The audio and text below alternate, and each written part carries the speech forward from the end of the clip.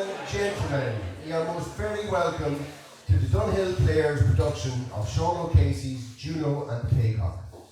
Just a few important notices before we start. Emergency exits. We've one here at the top of the hall, on your left, and we've another one on the right there, just on the way out to the toilets, and the third one is the door you came in at the back of the hall. Could everyone please turn off or put onto silent your mobile phones, please. There will be 2 intervals during the play. The first one, a 5-minute interval after Act 1, and then a 10-minute interval after Act 2. Enjoy production.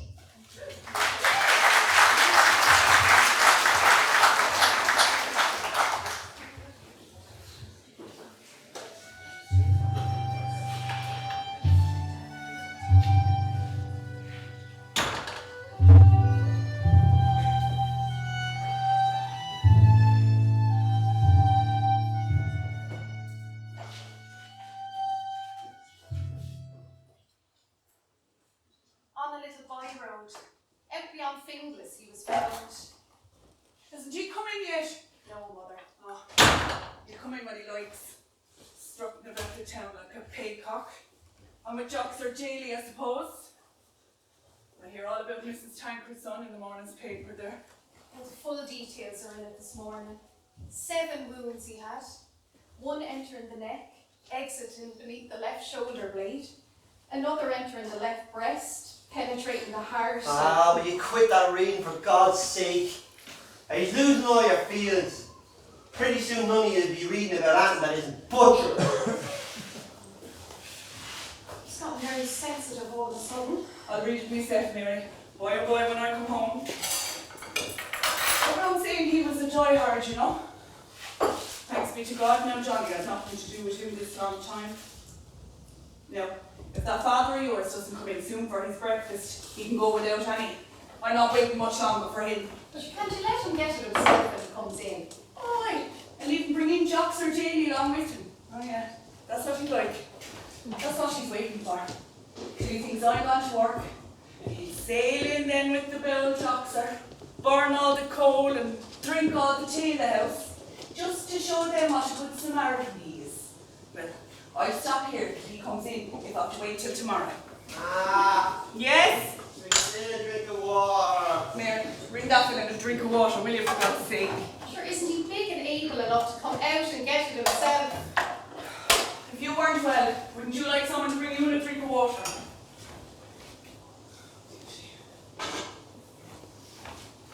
There you are. It's terrible waiting on your father this way. You'd swear he was bringing in £20 a week the way he goes on. He wore out that health insurance long ago. He's after wearing out the unemployment dole, and now he's trying to wear out me. And constantly singing, no less. That fella ought to be on his knees, offering up a novena for a job. I don't like this ribbon, Ma. I think I'll wear the green. Looks better than the blue. Wear whatever ribbon you like, her. Only don't be bothering me. I don't know what a girl on strike wants to be wearing a ribbon in her hair for. Or silk stockings on her legs either. It's wearing them things that makes the employers think they're giving you too much money. Well, the hour is past now and we'll ask the employer's permission to wear what we like. I don't know what you wanted to walk out for Jenny Claffey for. Up to this, you never had a good word to say for her. What's the use of belonging to a trades union if you won't stand up for your principles? Why did they sack her? It was a clear case of victimisation. We couldn't let her walk the streets, could we? No, of course you couldn't. Now to keep her company. One victim wasn't enough. When the employer sacrifices one victim, the trade unions will go one better and sacrifice 100. Doesn't matter how you may argue, Ma. A principle's a principle. Oh, when I go to John Murphy's now in the morning, and he learns that instead of paying all, I'm going to borrow more. What will he say then when I tell him a principle's a principle? What do we do then if he doesn't give us any more, Auntie? Sure, he daren't refuse. If he does, can't you tell him he's paid? Just looking as if he was paid now, whether he refuses or no. I thought these were gone. I was lying down, but Simon McCoy is tramping about above me head and I can't sleep with him. And I thunderclaps in my brain. Curse it. God forgive me for going to curse. There now. Go on in and lie down now and I'll bring you in a nice cup of tea. Tea. All you ever think about is tea. If a man was dying, you'd make him swallow tea. I don't know what's going to be done with him. That bullet he got in the hip in Easter week was bad enough. The bomb that shattered his arm that night in O'Connell Street, that put the finishing touch on him. I knew he was making a fool of himself. God knows I went down on me bench to meet him, not to go against that free state. He stuck to his principles. And no matter how you may argue, Ma, the principle's the principle. There you going to stay here. No, I'm not going to stay here. You can't expect me to always be at your beck and call, can ya? Well, I'm not staying here by myself. Oh, aren't I nicely handicapped with all ye eat? I don't know what any of you do without your own ma. Your father will be here in a minute. If there's anything you need, he can get it for you. I hate asking him for anything. That fella makes me ask to stir. The lights are lighting before the picture of the Blessed Virgin. Yes. The one to St. Anthony isn't enough. He must have another one to the Virgin here. Captain! Where's the captain? Mrs. White? Well, you may well ask the body that. He's wherever Jocks or Daly is, drinking some snug or another. But Father Farrell's just had to stop me and tell me run up and get him and send him to the new job that's going on down Rat Mines. His cousin is the foreman at the job.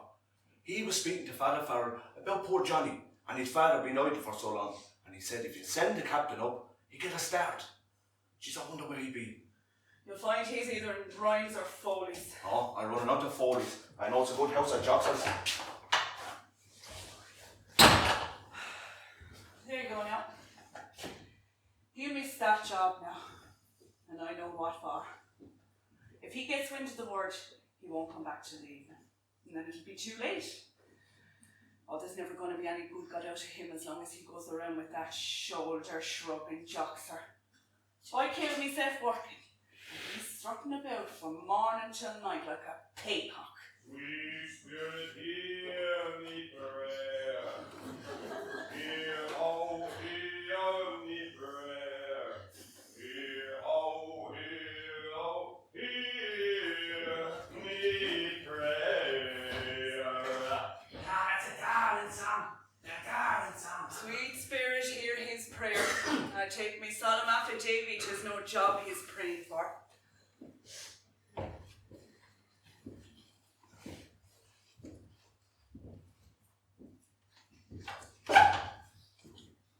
Come on in, Jockser. She's gone out long ago, man. If there's nothing else that we got, Jockser, we'll forage out a cup of tea anyway. Do you know, it's the only bit I get in comfort when she's away. It isn't Juno should be her pet name at all, but Deirdre the Sods, for she's always grousing. Yeah, it's a terrible thing to be tied to a woman that's always grousing. I don't know how you stick it. It'd put years on me. But it's as well she has to be so often away. For when the cat's away, the mice can play. Pull over to the fire, Jockser. We'll have a cup of tea now and then. A cup of tea. Cup of tea is a darling thing. Darling thing. The cup that cheers but doesn't. Oh, pull over to the fire, Jockser Davy, and we'll have a cup of tea. Are you sure now you wouldn't like an egg? Oh, I can't stop, Mrs. Boyle. Oh, I'm in a desperate hurry. A desperate hurry. Oh, pull over to the fire, Jockser. People is always far more comfortable here than they are in their own place. Jockser, Yes. you know the foreman of that job that's going on down in Callester, don't you, Jockser? Foreman. Callester. He's a buddy of yours, isn't he? The foreman down in Callester. Oh, yes, he's an old buddy of mine. Oh, he's a darling man. A darling man. Oh, then it's a sure thing. You know, it's a pity we didn't go down at breakfast first thing this morning. We might have been working now, but you didn't know it then, did you? Yeah, it's better late than never. But you know, it's nearly time we gotta start anyhow. I'm fed up knocking around doing nothing. He promised you now, Johnson. He gave you the straight tip. Oh, yes. Come down on the blow of dinner, says he, and I'll start you and any friend you'd like to bring with you. I says, well, you're a darling man. Darling man. And you know, I couldn't come at a better time. We're a long time waiting for it. Indeed we were. But it's a long lane that has no turning. The blow up for dinner is at 1. Wait till I see now what time it is. Mind now how you go fiddling with that clock. You know the least little thing sets it astray. But the job couldn't have come at a better time. I'm feeling a great little Jackson. I'd hardly believe I ever had a pain in my legs, and last week I was nearly crippled with them. Yeah, that's better and better. God never closed one door, but he opened another. It's only 11 o'clock. We've lessons of time. I'll slip on me old moleskins after breakfast, Jackson, and we can saunter on down at our race. No, I think, Jackson, we'd be best to bring our shovels. Yes, Captain, yes. It's better to go prepared and ready for all eventualities. You bring your long-tailed shovel and I'll bring me navvy. We mightn't want him, but then again we might. For want of a nail, the shoe was lost. For want of a shoe, the horse was lost. And for want of a horse, the man was lost. Oh, that's a darling proverb. A darling proverb.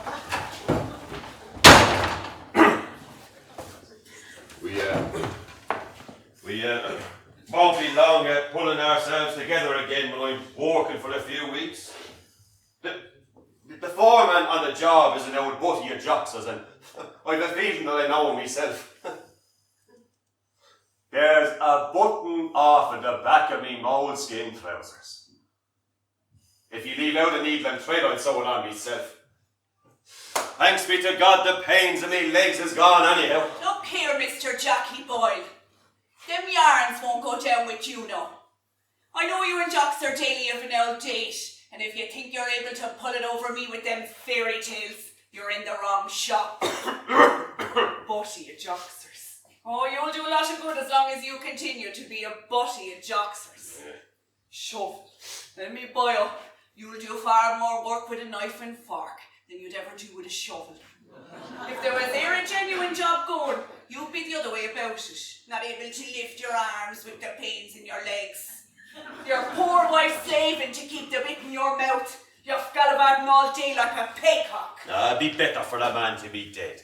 It'd be better for a man to be dead. Everyone calling you captain. And you only once on the water. And an old collier from here to Liverpool.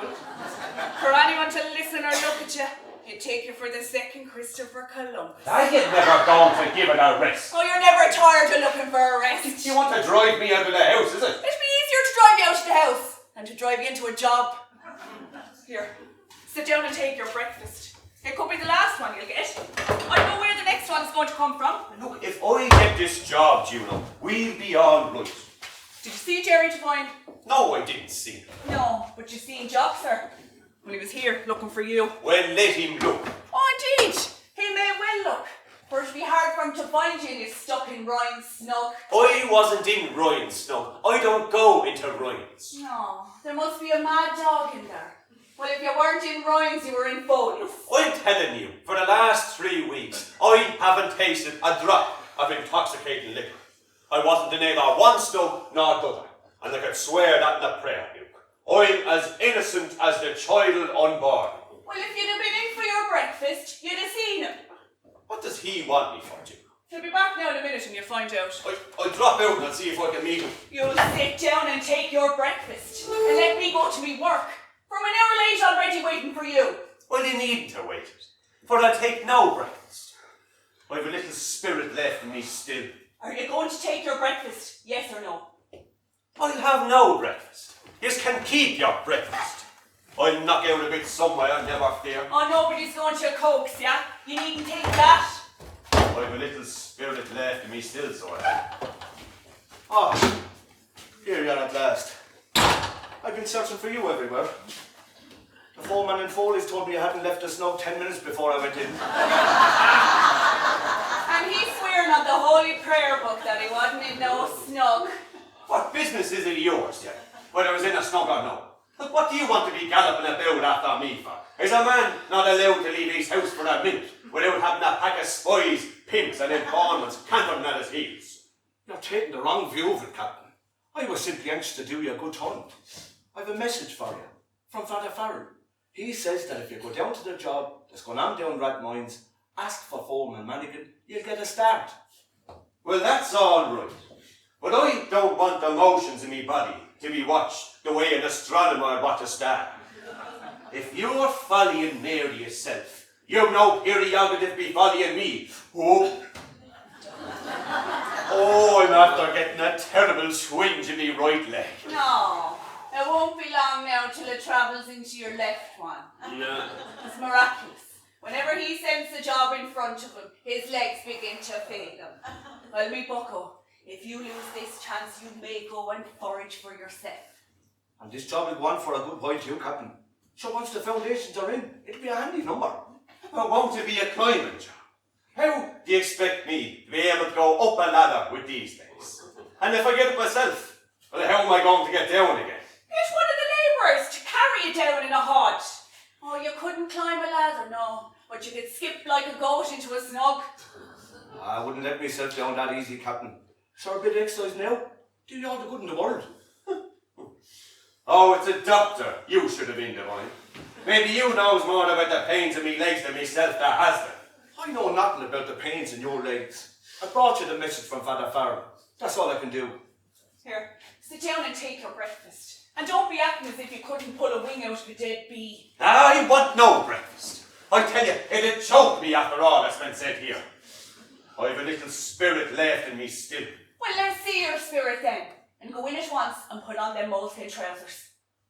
It'll be better for a man to be dead. It'll be better. Oh, oh, there's another twinge in me other leg. But nobody but myself knows the suffering I'm going through, the pains in these legs of mine. I must push off for now. I'm terrible late already. I was determined to hunt that joxer this time. Are you going out, Mary?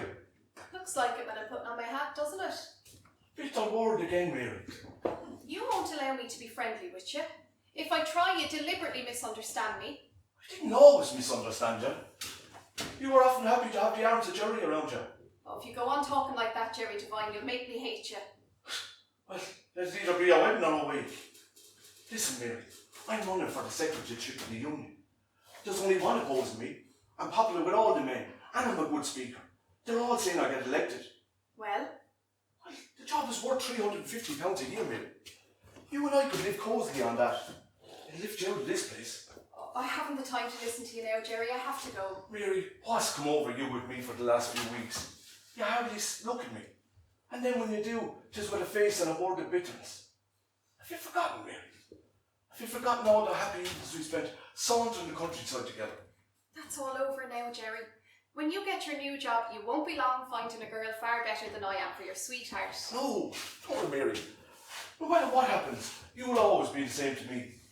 I really must be off, Jerry. I have to go. I'll go a bit of the way with you. You needn't thanks. I want to be by myself. You're going to meet another fella.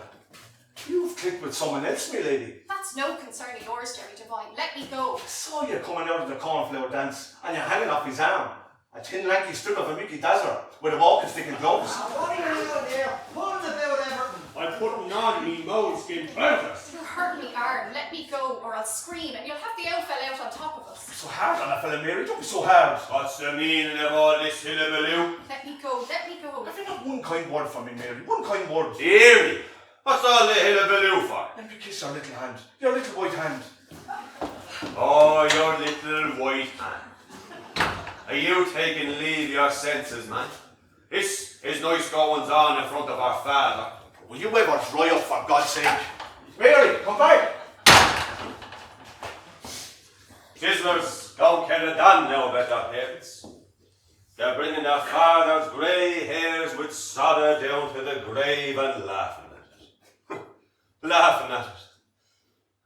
I suppose it's the same everywhere.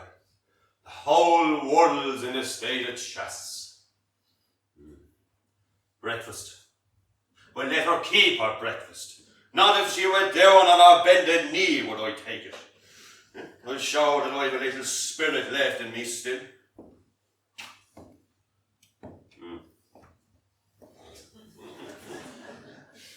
Sausage. Well, let her keep her sausage.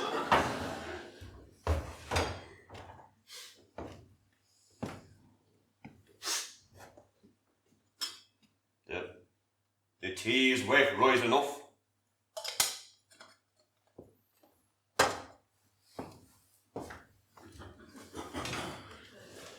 When the robin nest again, and the flowers are in bloom.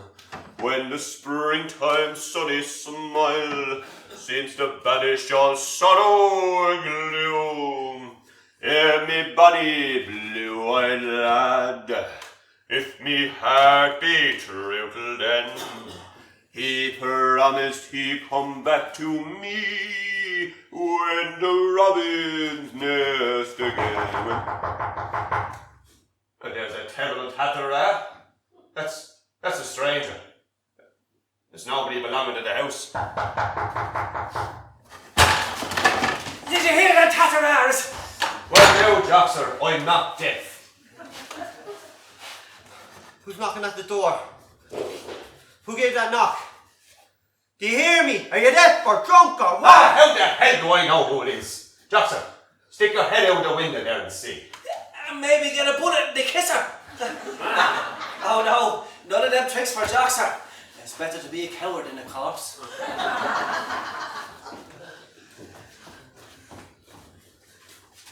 It's a fella in the trench coat. Holy Mary, Mother of And God. that's all right, it's going away. You must have got tired now. Sit down and have a cup of tea, Joxer. I'd be afraid the missus would pop in on us again before we know where we are. Something is telling me to go at once. Well, you don't be superstitious, man. We're Dublin men, and not boyos that's only after coming up in the bag of Allen. Though, if she did come in right enough, we'd be caught like rats in a trap. And you know the sort she is. She wouldn't listen to reason. Once bitten, twice shy. Well, I tell you, if the worst comes to the worst, Joxer, you could maybe dart out there. It's only a drop of a few feet to the roof of the return room, and the first minute she comes in and goes into the other room, I'll give you that bend, and you can slip on in and away. I won't stay very long anyhow. Who's in the book? One of Mary's. She's always reading lately, nothing but trash too. There's one I was looking at the other day.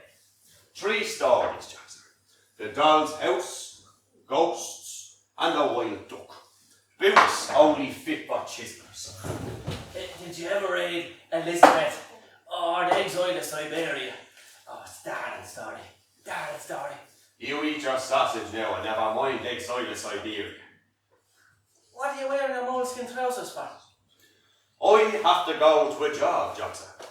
Just after you gone, the vine came running in to tell us that if I went down to the job that's going on in Rat Mines, that I'd get a start. Bit of holy. But that's good news.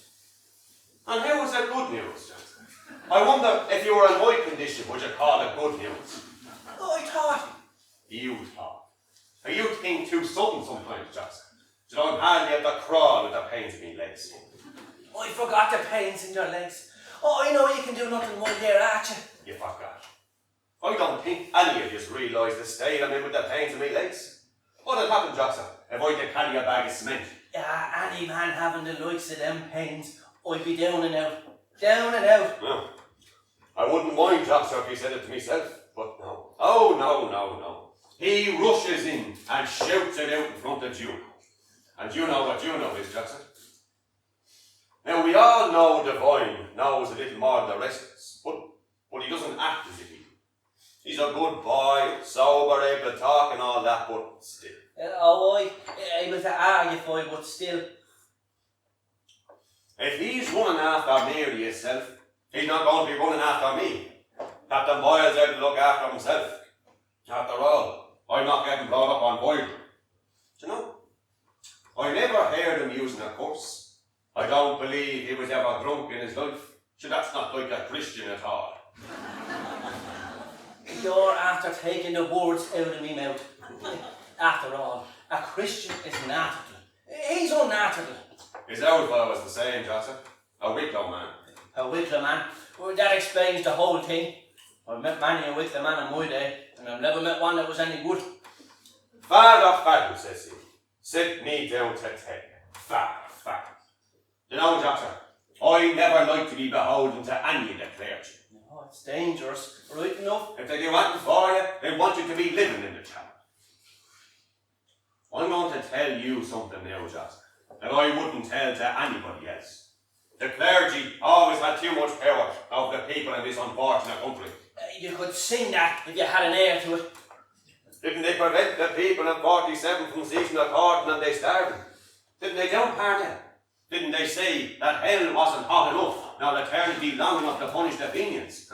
We don't forget those things, Joxer. If they've taken everything else from us, Joxer, they've left us to our memories. For memory's the only friend that grief can call its own. That grief can call its own. Father Fattle is beginning to take a great interest in Captain Boyle because of what Johnny did for his country, says he to me one day. Now, in the curious way to reward Johnny, be making his poor old father work. Huh? Well, that's what the clergy want, Joxer. Work for me and for you. Having us building from morning till night so that they may be a better fettle when they come popping round for their dues. Job. Well, let him give his job to one of his hymn-singing, prayer-spouting, craw-thumping confraternity. God be with the young days when you were stepping the deck of a manly ship and the wind blowing a hurricane through the masts and the only sound you'd hear was "Port your helm!" and the only answer, "Port it is, sir!" Oh, them was days, Jackson. Them was days. Nothing was too hot or too heavy for me then. Sailing from the Gulf of Mexico to the Atlantic Ocean. Oh, I seen things, Jackson, that no mortal man should speak about that knows his catechism. Often as I was fixed to the wheel with the marlin spike, and the winds blowing fierce and the waves was lashing and lashing, till you think every minute was going to be our last. And it blowed and it blowed. Blew is the right word, Jackson, but blowed is what the sailors use. Oh, darling word. And as it blowed and it blowed, I often looked up at the sky and asked myself the question, what is the stars? What is the stars? That's the question. What is the stars? And then I'd have another look, Jackson, and I'd ask myself, what is the moon? That's the question. What is the moon? What is the moon? Do you want any blocks? No, we don't want any blocks!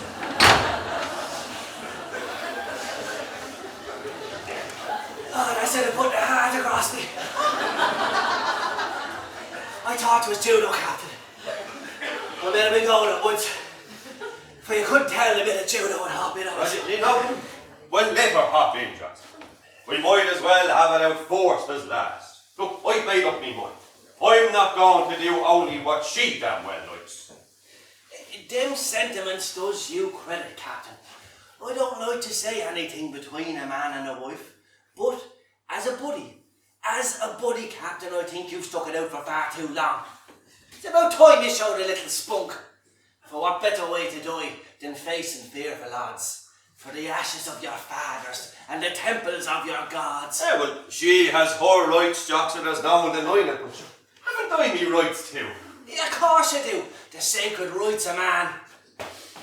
Today, Jackson, there's going to be issued a proclamation by me establishing an independent republic, and Juno will have to take an oath of allegiance. Be firm, Captain, be firm. The first few minutes will be the hardest, for if you gently touch a nettle, it'll sting you for your pains. Grasp it like a lad of metal, and soft as silk remains. Huh? Oh, I knew that fellow stopped till she was in on top of us.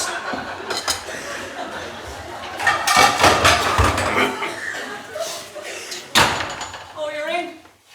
You must be only after coming in. Oh no, I never went out, Juno. That's curious then. You never heard the knocking? The knocking? Of course I heard the knocking. Why didn't you answer the door then? I suppose you were too busy with Joxer, you hadn't the time. I haven't seen Joxer since I've seen him before. Joxer? Do you want to bring Joxer here? Do you mean to tell me that the two of you weren't colloguing together the minute my back was turned? And what do we be colloguing together about? I have other things to think of besides colloguing with Joxer. and I could swear that in all the holy prayer books. That you weren't in no snug. Go in at once now and take off them moleskin trousers off you. Put on a collar and tie and smarten yourself up a bit. Mary's coming with a visitor, and they've good news for you. A job, I suppose. Well, let us get one first before we start looking for another. No, that's what's able to put the wind up you. No, 'tis no job. But it's news that'll give you the chance of your life. Go on. What's all the mystery for? Will you go in and take off the moleskin trousers when you're told? Oh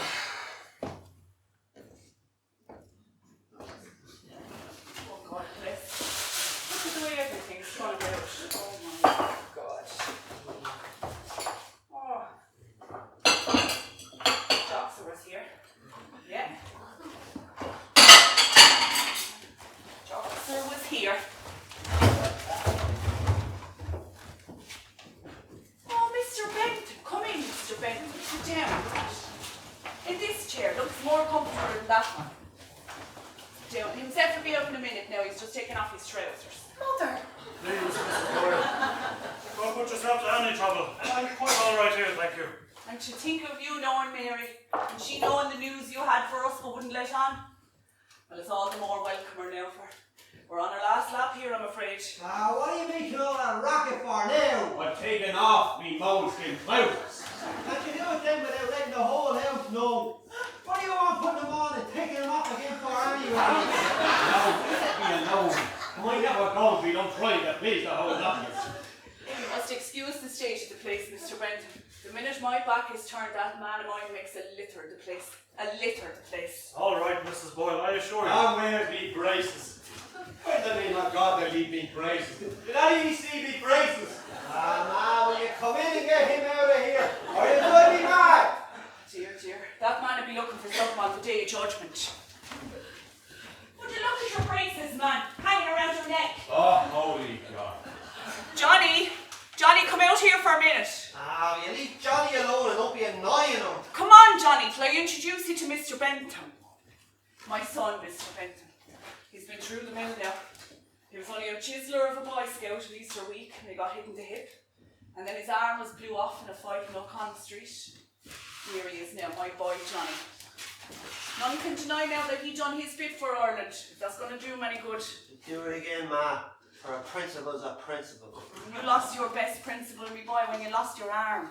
Them's the only sort of principles any good to a working man. Ireland only half free. Will never be at rest. As long as she's a son left to pull a trigger. Oh, to be sure. No bread's a lot better than half a loaf. Will you hurry up in there? My husband, Mr. Benton, Mr. Boyle. Mr. Boyle, very glad to know you. How are you keeping? I'm not too well at all, Mr. Benton. I suffer terrible with pains in me legs. Juno there can tell you what. Oh, you won't have many pains in your legs now when you hear what Mr. Bentham has to tell you. Juno. Well, that's a very interesting name. Reminds one of Homer's glorious stories of ancient gods and heroes. It does, doesn't it? Well, you see, Juno here was born and christened in June. I met her in June and we were married in June. And Johnny here was born in June. So one day I says to her, you should have been called Juno, and the name has stuck to her ever since. Here, we can talk of them things again now. Let Mr. Bentham say what he has to say. Well, I suppose, Mr. Boyle, you'll remember Mr. Ellison of Santry.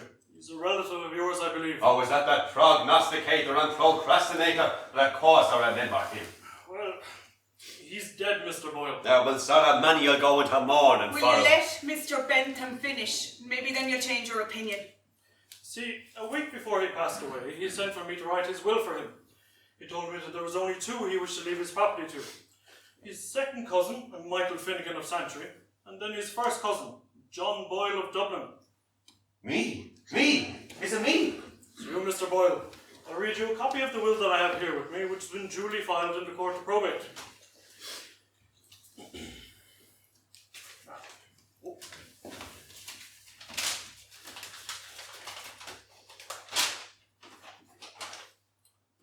February 1922. This is the last will and testament of William Ellison of Santry in the county of Dublin.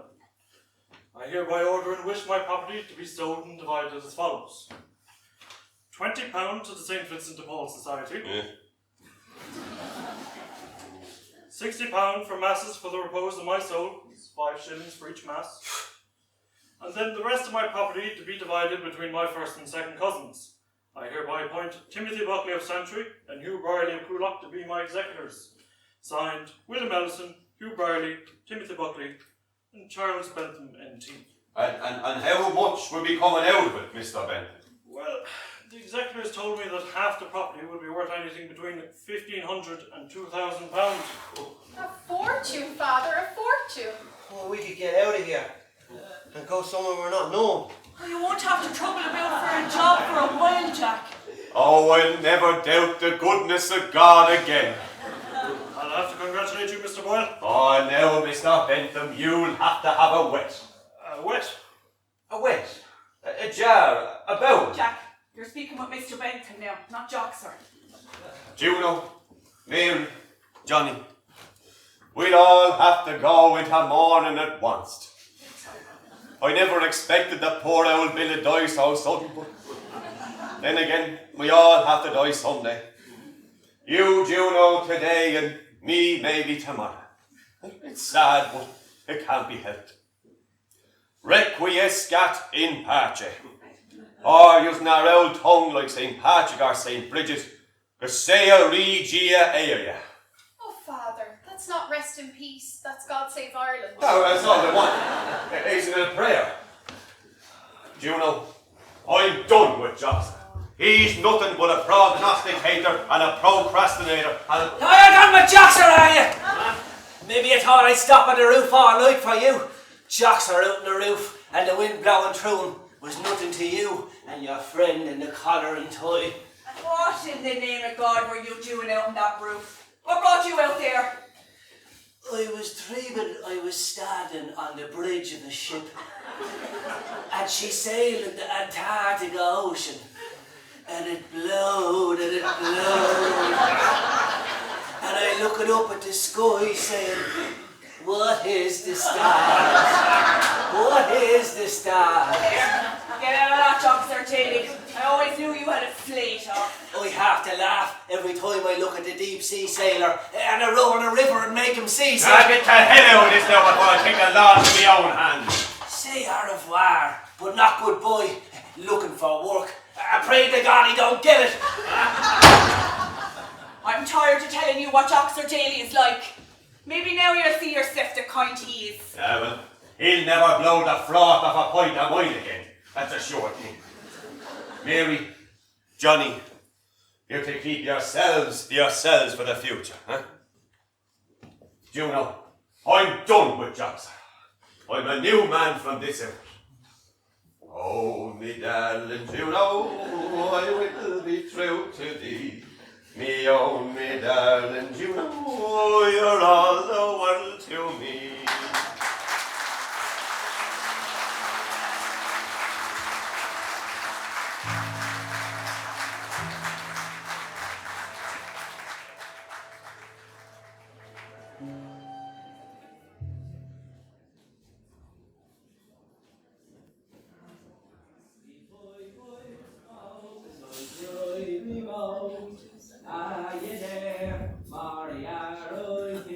Come along, Jackson, me son, come along. Are you be yourself? Come on, that doesn't matter. I'm master now, and I'm going to remain master. How does it feel now, as a man of money? It's a responsibility, Jackson. A great responsibility. I suppose it is, although you wouldn't think it. Jackson, we have the old and a tacky case on the table there. Ever since the will was passed, we've run hundreds of documents through my hands. I tell you, you'll want to keep your wits about you. Well, I won't disturb you. Oh, I'll drop It's in. all right, Jackson, it's all right. This is the last one to be signed today. Now, Jackson, you wanted to see me? Well, I'm at your service. What can I do for you, me man?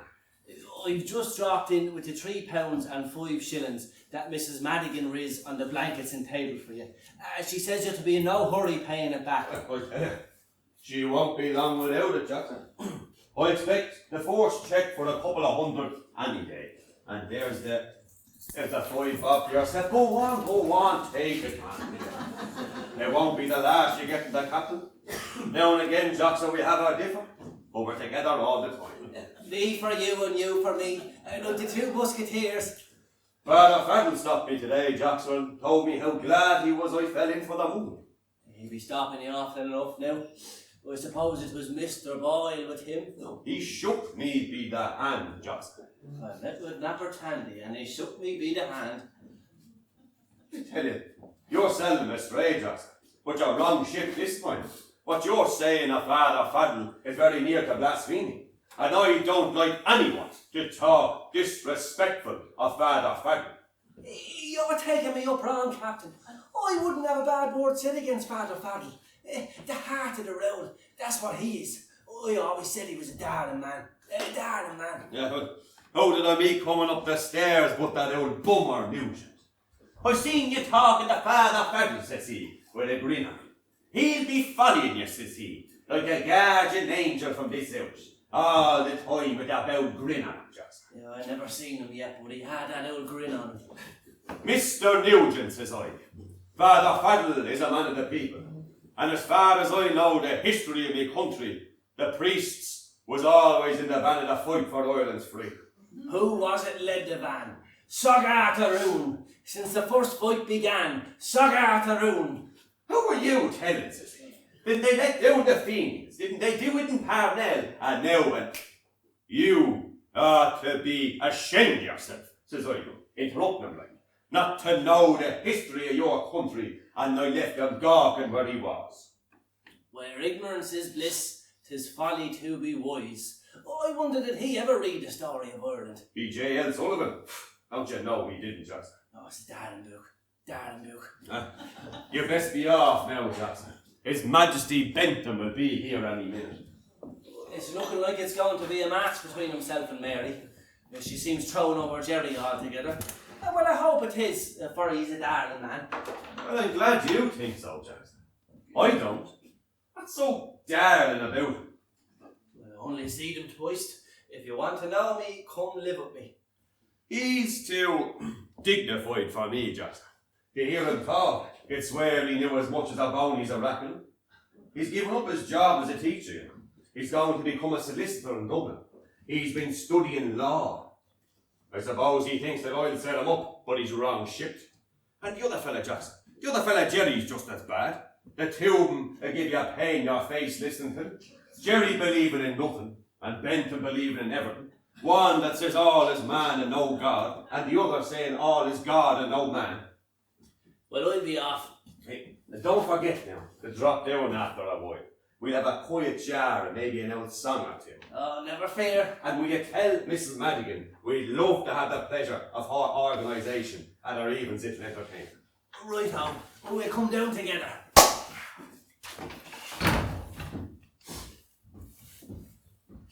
Open the door, Jack. This thing has me killed with the weight.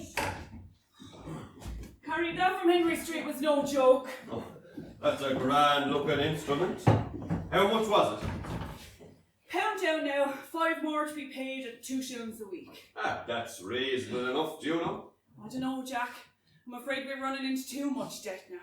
First the furniture, and now this. The whole lot won't be much out of £2,000. I don't know what she wanted a gramophone for. I know Charlie hates them. He says they're destructive of real music. Destructive of music. Now that fella give you a pain in your face. All the gramophone wants is to be properly played. It's true wonder and only be appreciated when everything's quiet. All the gramophone wants is dead silence. But Father, sure Jerry says the same. After all, you can only appreciate music when your ear is properly trained. And that's another fella who give you a pain in your face. Properly trained. I suppose, Mary, you couldn't appreciate football unless your foot was properly trained. Oh, we know that and dress now. Charlie will be in on me and the tailor are not going to be ready. You didn't look at the new gramophone, Johnny? Tis the gramophones I'm thinking of. And what is it you're thinking of, Alana? Nothing. Sure, you must be thinking of something. 'Tis yourself that has yourself the way you are, you know. Sleeping one night in me sister's, and the next night in your father's brother's. You get no rest going on that way. Oh, I can rest nowhere. Nowhere. You're not trying to rest anywhere. Ah, you leave me alone. Leave me alone for God's sake.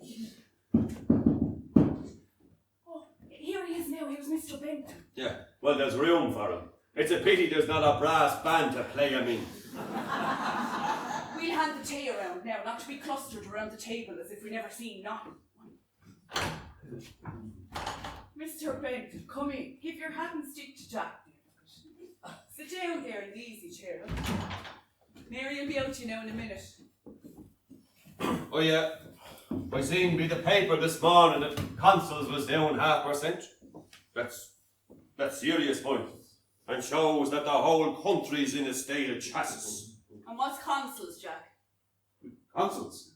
Consols, Juno, is consul. There's no use in telling women what consols is.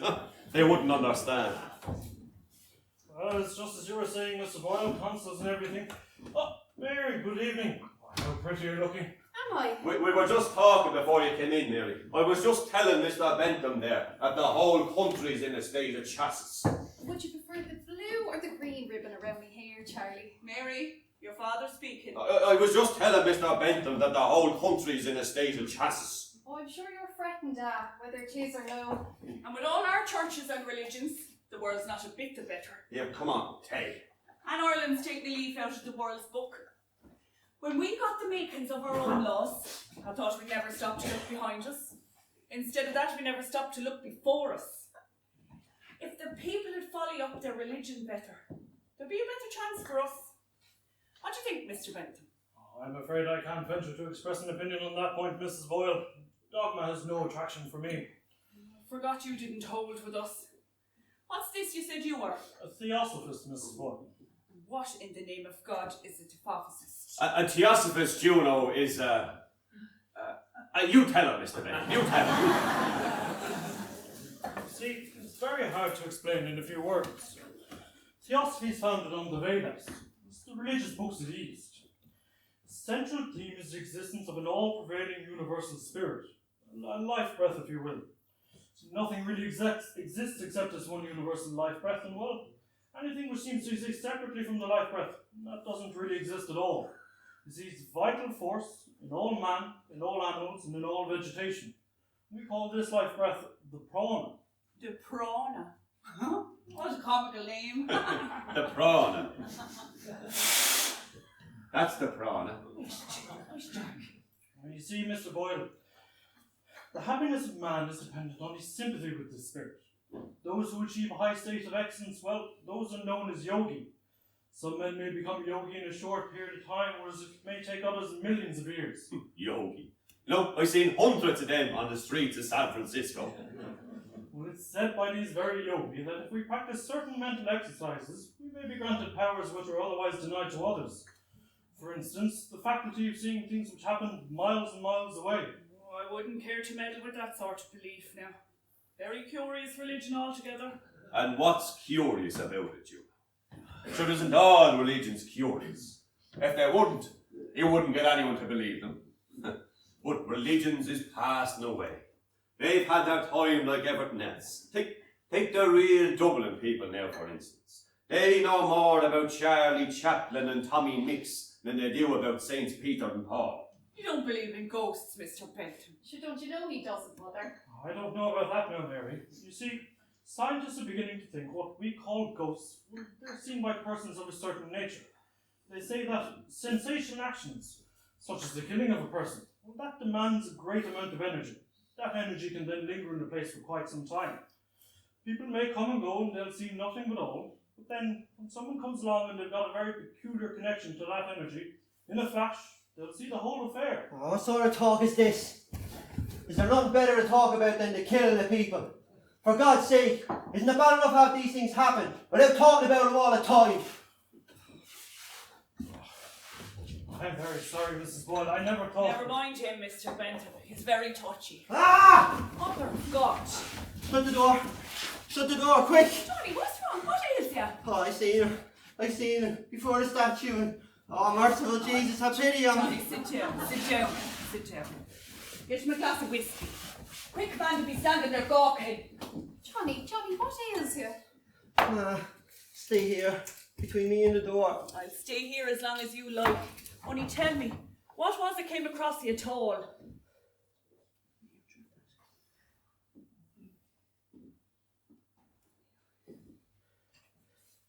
I seen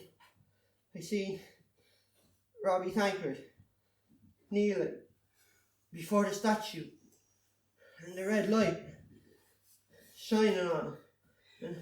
And when I went in, he turned and he looked at me. I seen the wounds bleeding in his breast, and why did he look at me like that? It's not my fault he was done in. Mother of God, keep away from me! There, child, sure you've imagined it all. There was nothing there at all. 'Twas the red light you seen, and the talk we had put all the rest of it into your head. Here, drink more of that now, it'll do you good. Go in, Jack, and show him 'twas only in his own head it was. That's all nonsense. It was only a shadow he saw. For God, he made me heart left. Simply due to an overwrought imagination, Mary. We all get that way at times. Go in and see is the light still lighting before the statue. Jack, run in and see is the light lighting before the statue. Mary, slip in and see if the light's lighting before the statue. All right, Mary. I'll go in and check. What as it was? Light burning bravely before the statue. Of course. I knew it was all nonsense. Oh, come on in, Mrs. Madigan, come on in. I was afraid you weren't coming. There's some people able to dress, eh, Jackson? Fair as the blossoms that bloom in the May, and sweet as the scent of new mown hay. How well she may wear them. And now I'll introduce the pairiest that Mary's intended. Mr. Bentham, this is Mrs. Madigan, an old back parlour neighbour that, if she could help at all, would never see a body shook. Mr. Bentham, you're going to get as nice a bit of skirting Mary there as you've seen in your puff. Sure, she's not like the rest of the dressed up dolls going around looking for men. Sure, 'tis a skelpin they'd want. And I remember as well as I remember yesterday, the day you were born. The 25th of June, 1901, at 3:15 in the afternoon, be the clock on Foley's wall. That's the pub at the end of the street. And I remember saying to Johnson there, who I met coming up the back stairs, the new arrival in Boyles will grow up to be a hardy chiseler if it lived. And she so signs on it. She's after turning into something none of us would have suspected, and about to be married to a gentleman who looks as if he's fit to commensurate himself in any position in life that God would see fit. Now sit down, Mrs. Madigan, the old sport, sit down. Now, this is Joxer Daly, past Chief Ranger of the dear little Shamrock branch of the Irish National Foresters, an old flum-top neighbour who never despaired, even in the darkest days of Ireland's sorrow. Near desperandum, Captain. Near desperandum. The two of us was often in a toy corner, Joxer. Aye, in Foley snug. And we came out of a flying. Captain. And now for a drink. I know you won't refuse an old friend. Is Johnny not well, Mrs. Ah, the poor child. Well, Mrs. Madigan, is it tea or what? Sure, speaking for myself, like, I just had me tea a minute ago. I'd be afraid to have any more. I'm never the same when I've too much tea. Thanks all the same, Captain. What about a bottle of stout or maybe a drop of whiskey? Oh, a bottle of stout be a bit heavy on me stomach.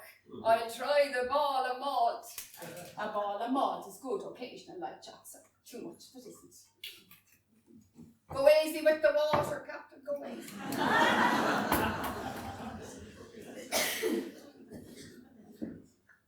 I suppose you'll be leaving this place. I'm looking for a place near the sea. I'd like to call the place you might say was me cradle to be me grave as well. The sea is always calling me. She is calling. In the wind and on the sea. Another drop of whiskey, Mrs. Madigan? Sure, to be rude not to, seeing as the suspicious times are in it. Now, righto, Sam, Juno, Mary. Wild mountain thyme. Here, here, here, here. Ah, no, Da, I'm not in the singing humour. Go on with your child and you're about to be married. I remember as well as I remember yesterday. 15 years ago come Tuesday that's following the next, when myself and himself, the Lord be good to him, went for a walk out the country road, and we sat down in a little nook by the stiles. That'll scratch your lovely white neck, says he, reaching over, and he breaking off a bramble laden with the most beautiful blossoms you seen in your wholesome, and his hand fell accidental like around my waist, and I could feel it tightening and tightening and tightening. I thought any minute my bosom was going to burst into a ricer little song about the little green leaves that were waving in the trees, the gallivanting butterflies, the buzzing of the bees. Order now for the song. Oh, come on, Mary, we'll do our best. Oh, the summertime has come, and the trees are sweetly blooming, and the wild mountain thyme grows around the blooming heather. Will you go, lassie, go?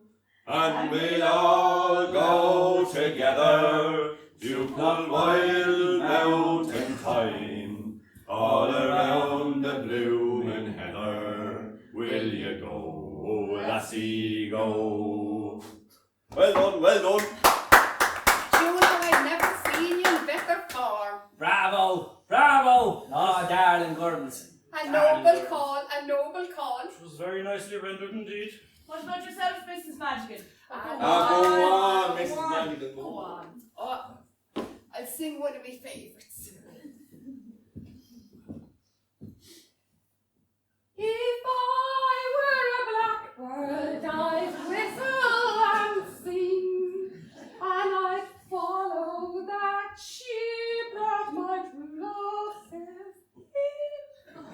And on the top rigging, I'd hear picnic nest, and at night I would sleep on my Willie's white nest. Oh, God.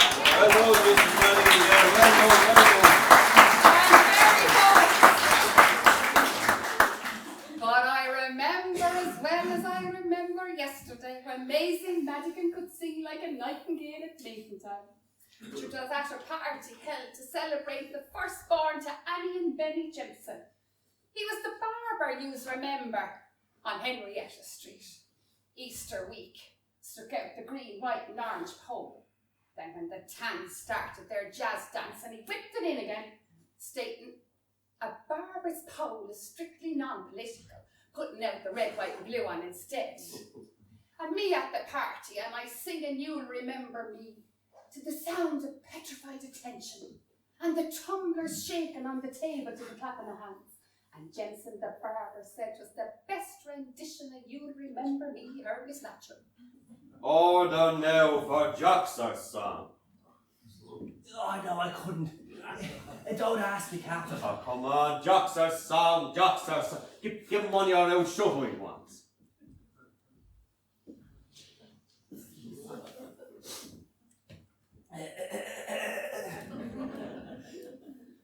She is far from the land where her young hero sleeps, and lovers around her are sighing, and lovers around her are sighing, sighing. And lovers around her are... What's the use in trying to sing the song if you don't know it? I'll try another one, Mr. Daly. You might be more fortunate. Go on, Joxer, try another one.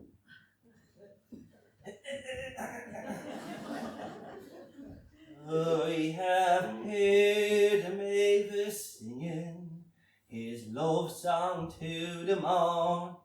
I have seen the dewdrops clinging to a rose just newly born. To a rose just newly born. Newly born. Ah, wow, you put on that gramophone and stop Joxer bawling. What gramophone? I ain't seen fellas trying to do what they're not able to. Oh, wish, Jack. Don't put it on yet. Oh, this must be poor Mrs. Tankard coming down to go to the hospital. I forgot about them bringing the body to the church tonight.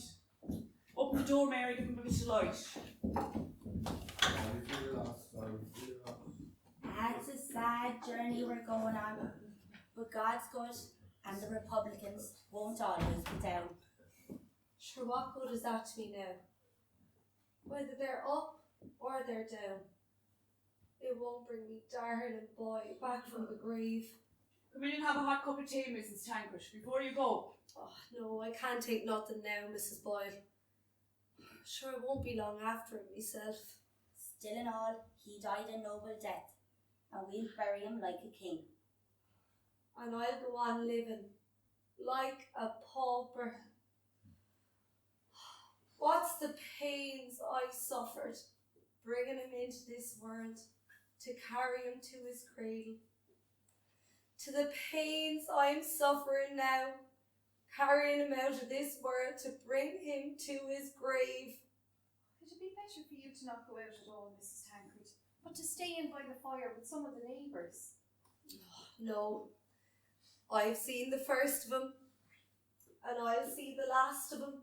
You want a shawl, Mrs. Tankard? It's a cold night out there and that wind's blowing sharp. I've a shawl above.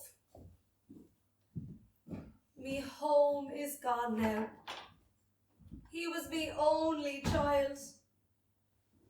And to think, he was lying a whole night, stretched out on the side of a lonely country lane, with his head, oh, his darling head, which I often kissed and fondled. It was half hidden in the water of a running brook.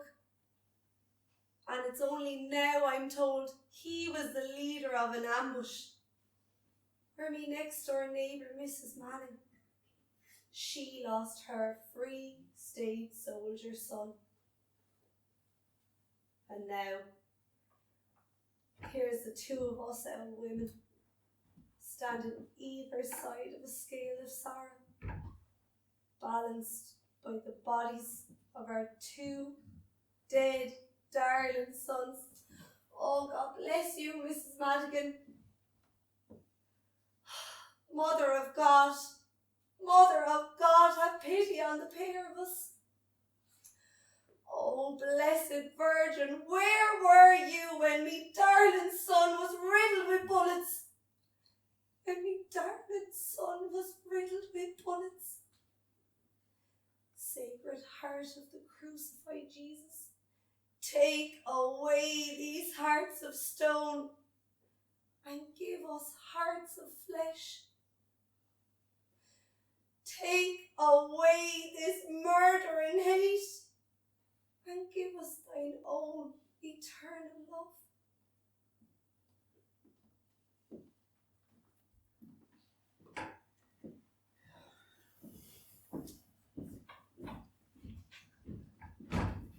That was Mrs. Tankard of the two pair back. Her son was found there yesterday, out beyond Finglas, riddled with bullets.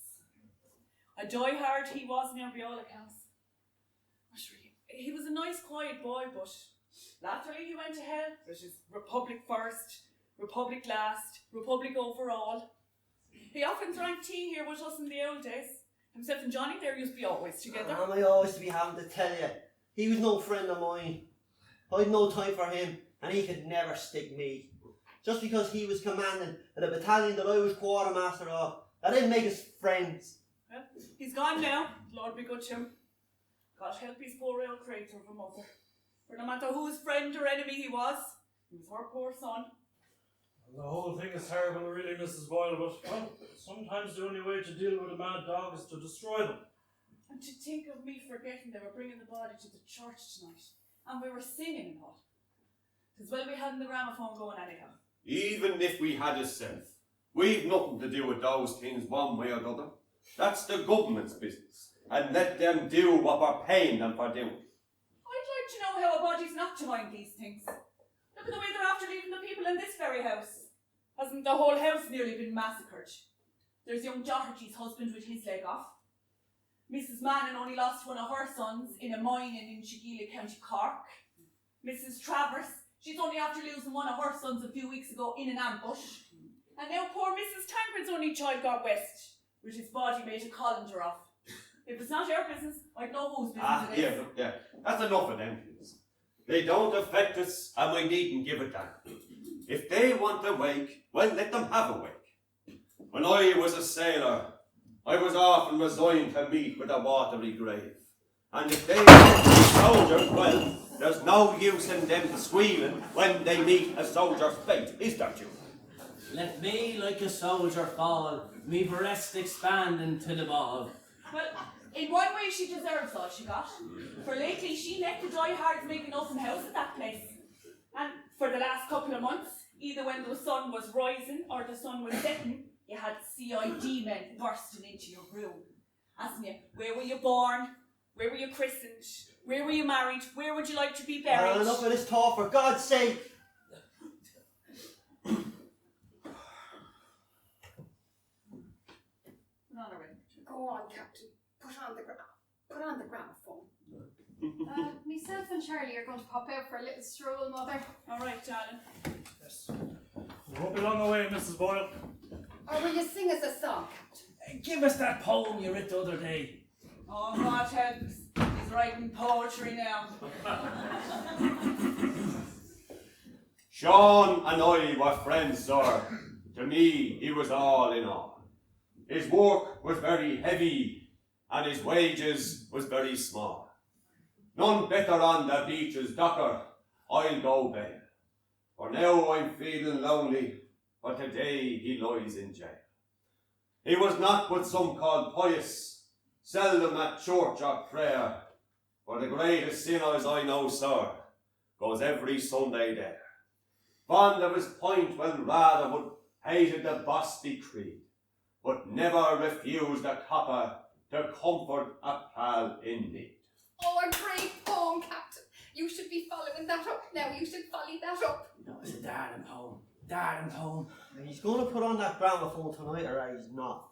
Go on, Jack. Put on a record. Go on, Captain. Put on the record. Well, you'll want to keep a dead silence.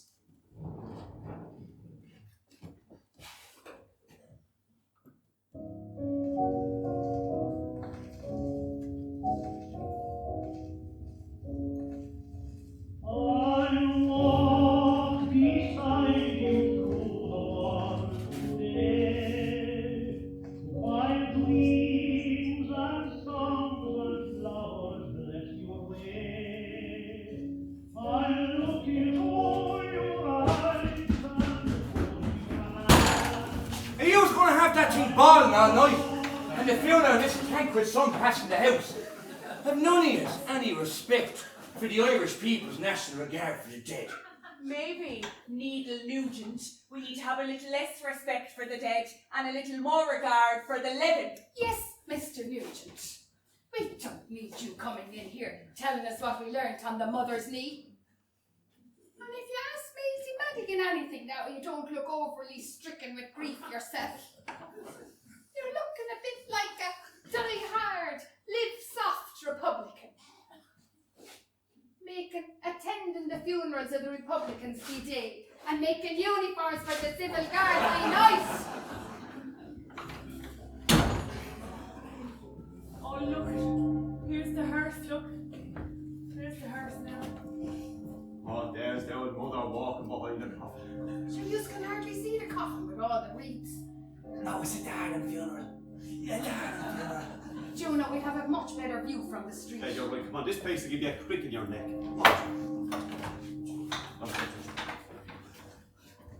Come on, Joseph.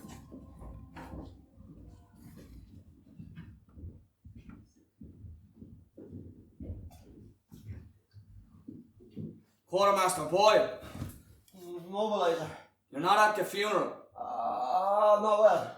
Well, I'm glad I found you here. You've been stopping at your aunt, so I called there, but you're gone. I'm to give you an order to attend a battalion staff meeting the night after tomorrow. Where? I don't know. You have to meet me at the pillar at 8 o'clock. There we'll go to a place I'll be told of tonight. There will be the motor that'll bring us to the meeting. They think that you might be able to know something about them that gave the Bend where Common and Tankard was shelter. I'm not going. I don't know nothing about Tankard. You'd better go for your own sake. Remember your oath. Oh, for God's sake, haven't I done enough for Ireland? I lost my arm, and my hip blows a bit, so I'll never walk right again. For the love of God, have I not done enough for Ireland? Boy, no man can do enough for Ireland.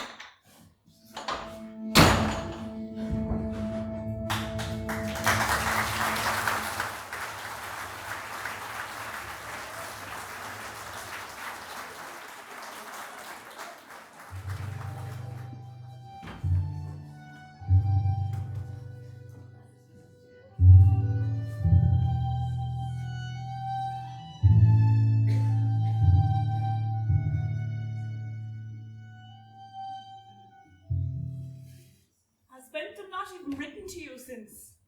Not one line for the past month? Not even a line, Mother. That's very curious. What came between the two of you at all? To go away so sudden, and you were great together.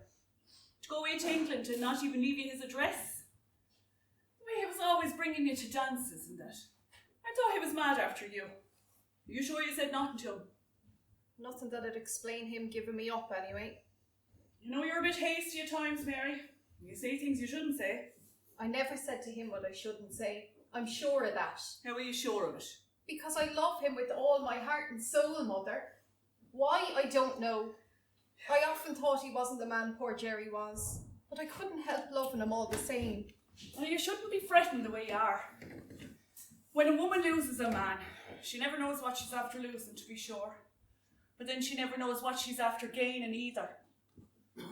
You're not the one girl of a month ago. You looked like a one pining away there. 'Tis long ago I had the right to bring you to the doctor instead of waiting till tonight.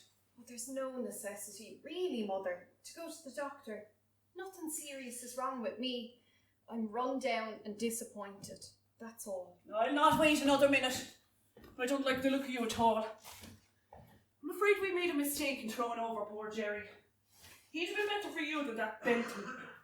Mother, the best man for any woman is the one whom she has the most love. And Charlie had it all. Well, there's one thing to be said for him. He couldn't have been thinking of the money, or he wouldn't have left you. Must have been something else. I don't know. I don't know, Mother, only I think... What do you think? Well, I imagine we weren't good enough for him. And what was he himself? Only a school teacher. Though I don't blame him for fighting shy of people like that Joxer fella. And that Maisie Madigan one. Well, nice sort of people for your father to introduce to a man like Mr. Benton.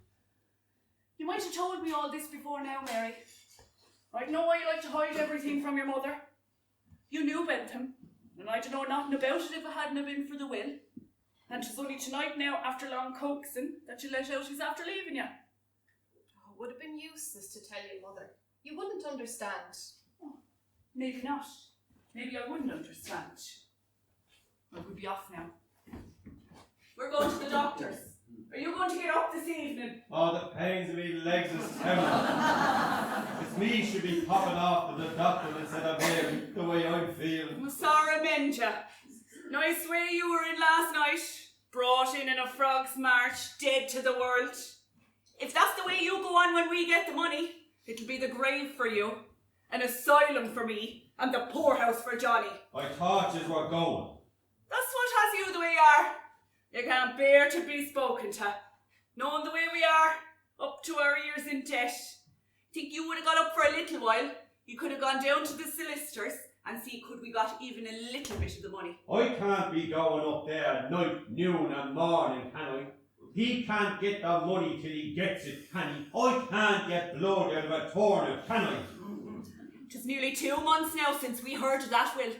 And the money seems as far off as ever. I suppose you know we owe £20 to Al Murphy as well. I've a faint recollection of you telling me that before. Aye, well, you can go down your set for things in future. I'm not facing him anymore. I thought you said you were going. We're going. Come on, Mary. Hey, Juno, hey! What do you want? Is there e'er a bottle of stout left? There's two of them here, yeah.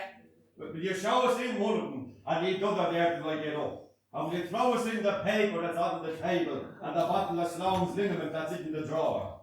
What paper is it you want? The Messenger? The messenger. The news in a wooden. Here. Mind the candle. You'll burn the house over our heads. We're going now. I left that other bottle of stout on the table. Come on, Mary.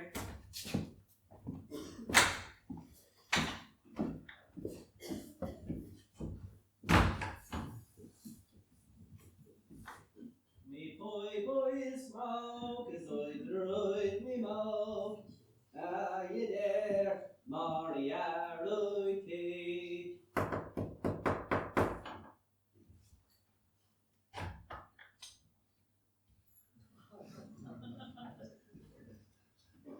God, they must be all out. I was thinking there was something up and he never answered the signal. We seen Juno and Mary going, but I never seen him. It's very seldom he escapes me. He's not going to escape me this time. He's not going to be left go to that fair altogether. So the house couldn't hold him lately. And he going around like a masterpiece of the Free State country, forgetting his friends, forgetting God. He wouldn't even lift his heart pass in a chapel. So they were bound to get the drop. And you really think there's no money coming to them after all? Not as much as a red Rexman.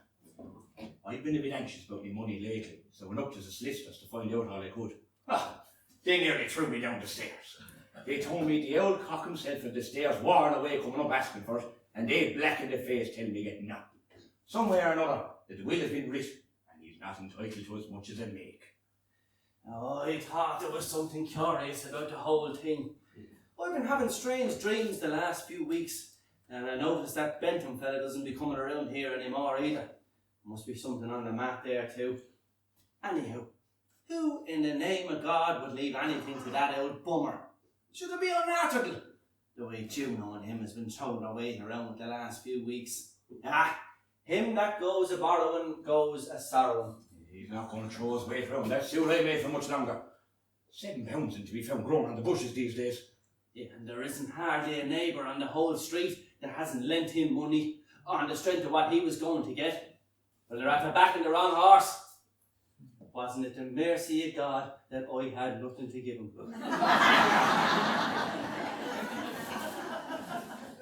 The softy I am, you know, I would have lent him me last juice. I must have had somebody's good prayers. Anyhow, an honest man is the noblest work of God. Wish damn it, he must be inside in the bed. Inside the bed or outside it? He's going to pay me for that suit or give it back. Go in at once and get it off him. And don't be a fool! Don't disturb yourself, Mr. Boyle. I hope you're not sick. That is the old legs, Mr. Nugent. The old legs.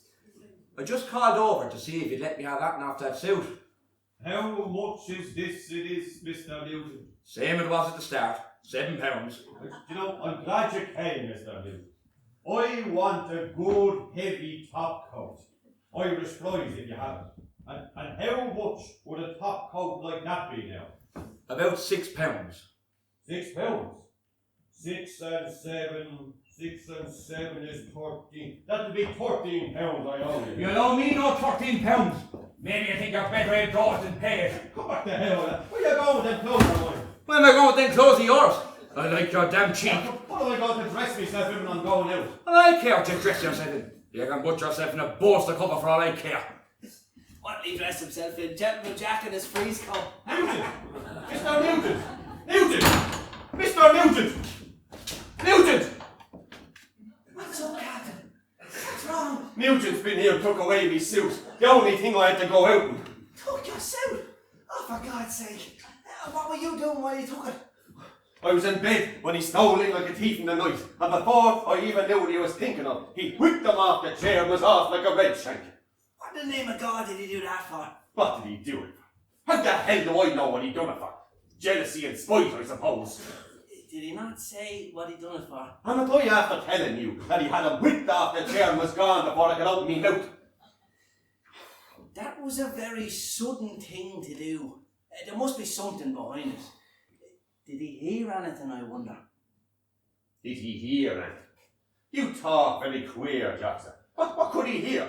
Did he hear about you not getting the money in some way or other? And what'd prevent me from getting the money, Jackson? Nothing. That's just what I was thinking. What'd prevent you from getting the money? Nothing as far as I can see.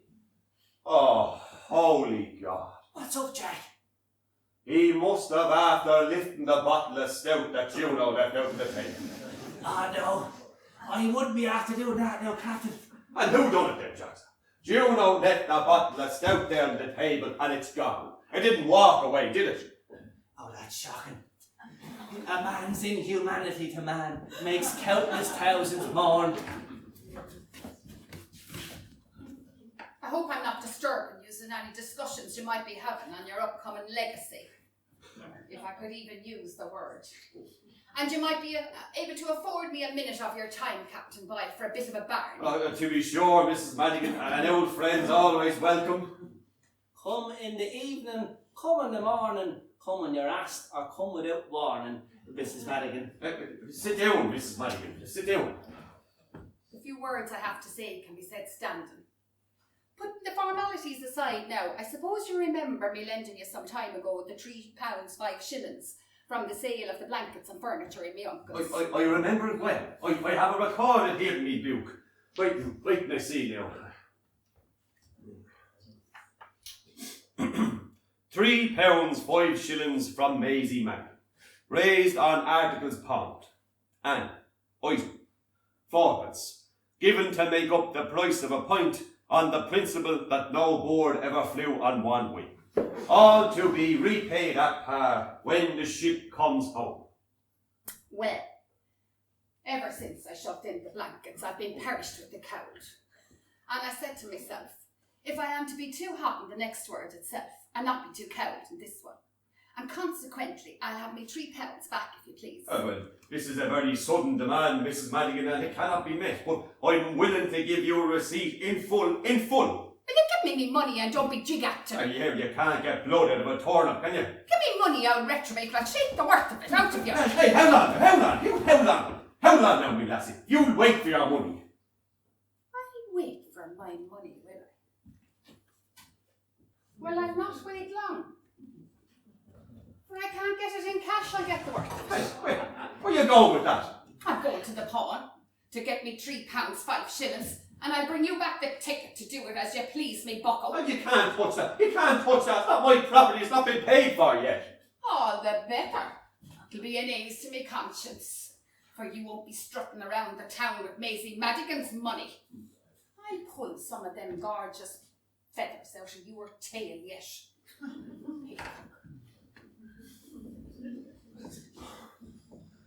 What's the world coming to at all, huh? I ask you, Joxer Daly, is there any morality left anywhere? I wouldn't have believed it only for a scene with the old 2 hours. I didn't think Maisie Madigan was that sort of a woman. She must either have a sup taken or she's heard something. Heard something? About what, if it's not any harm to ask? She must have heard some rumour or another that you weren't going to get the money after all. And who says I'm not going to get that money? Mister, I don't know, I was only saying... You were only saying what? Nothing. You were going to say something, now don't be a twister. Who's a twister? And why don't you speak your mind then? You never twisted yourself, no? You wouldn't know how. Did you ever know me to twist you? Did you ever know me to twist? Have you ever done anything else? You couldn't believe a word that comes out of your mouth. Ah, here, get the hell out of this, Jackson Daly. I always knew you were a prognosticator and a procrastinator. Farewell. The anchor's weighed. Remember me, Jackie Boyle, Esquire, infernal rogue, damn lawyer. Get the hell out of this, Jackson Daly. You and Jocks are at it again. When are you going to have a bit of respect for yourself? And I'll be making a holy show of the lot of us. So are you going to lecture me now, are you? Ma back from the doctors yet with me, Harry? Well, what did the doctor say about Mary? Sit down there, Jack. Something to say to you. More trouble in our native land, huh? Well, What is it? It's about Mary. Well, what about Mary? There's nothing wrong with her, is there? Oh, I'm sorry to say there's a great deal wrong with her. A great deal wrong with her. First Johnny, and now Mary. Is the whole house going to become an hospital? Oh, it's not consumption, is it? No, it's not consumption. It's worse, Jack. Worse? Well, I'll have to get her someplace out of this. No one here to mind her. We'll all have to mind her now. You might as well know now, Johnny, as another time. Do you know what the doctor said to me about her, Jack? Well, how would I know? I wasn't there, was I? He told me to get her married at once. Married at once? Oh, and why did he say the likes of that? Because Mary's going to have a baby. Going to have a baby? My God, what'll Bentham say when he hears that? Are you blind, man? That you can't see 'twas Bentham that done this to her? And then he'll marry her. He'll have to marry her. You know he's gone to England. God knows where he is now. And then I'll follow him. I'll follow him and bring him back and make him do her justice. The scoundrel. I might have known what he was with his yogis and his prana. I'd have to keep it quiet until we know what we can do. Now, isn't this a nice thing to come rolling in on top of me and the state I'm in? A pretty show I'll be to Joxer and to that old one Mannigan. And will they have to go through enough without having to go through this? What you and I'll have to go through will be nothing to what poor Mary will have to go through. Myself and yourself is middling old, and all our years is spent. But Mary will have maybe 40 years to face, and every one of them will be tainted with a bitter memory. Where is she? Where is she? And I tell her off. I'm telling you when I'm done with her, she'll be a sorry girl. I left her in my sister's till I came to talk to you. You'll say nothing to her, Jack. Ever since she left school, she's earned her living. And your fatherly care never troubled the poor girl. Oh, go on. Take her part against her father. But I'll let you see whether I say nothing to her or no. Her and her reading. That's more the blasted nonsense than the house falling down on top of us. What did the likes of her boarding in a tenement house want with reading? Oh, her readings after bringing her to a nice pass. Oh, it's maddening, maddening, maddening. You'll say nothing to her, Jack, or she'll leave this place. Leave this place? Oh, she'll leave this place and quick too. Well, if Mary goes, I'll go with her. Go on, go with her. Go to parents. I lived before I seen yous, and now they can live when yous are gone. Oh, isn't this a nice thing to come rolling in on top of me after all you're praying to St. Anthony and the little flower? And she's a child of Mary too. I wonder what the nuns will think of her now. And it'll be bellest all over the district before he can say Jack Roberts. And whenever I'm seen, they'll whisper, that's the father of Mary Boyle that had the kid be the swank she used to go with. Do you know? Oh, to be sure they'll know. More than I doubt it than I will myself. She should be driven out of the house she's brought disgrace on. Wish you, Johnny. We needn't let you be bellowed all over the place. All we have to do is leave this place. We'll go somewhere where we're not known. Nobody be any the wiser. You're talking like a 2-year-old. Where will we get a place out of this? Places aren't that easily got. Jack, when we get the money. Money? What money? Ellison's money, of course. There's no money coming from old Ellison or anyone else. Since you heard of one trouble, you might as well hear of another. There's no money coming to us at all. The wills are washed out. What are you saying, man? No money? How could it be a washout? The boyo that's after doing it to Mary, done it to me as well. The tick made out the will wrong. He said in the will only first cousin and second cousin, instead of mentioning our names. And now anyone that thinks he's either a first cousin or a second cousin to Owen Ellison can claim that money as well as me. And they're springing up in hundreds, and coming from America and Australia, all thinking they get their whack out of it. While all the time the lawyers is gobbling it up, till there's not as much left as it buy a stocking for your lovely daughter's baby.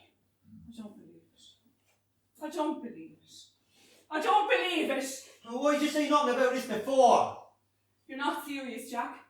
You're not serious. I'm telling you, the scholar Bentham made a bad jacks of the will. Instead of saying the rest of me property to be divided between me first cousin Jack Boyle and me second cousin Mick Finnegan of Santry, he writ down only first and second cousins, and the one that his wife are after the property now. Oh my God. I can see it all now. Now I know why Bentham left Mary in the lurch. My God. Is there not even a middling honest man left in this world?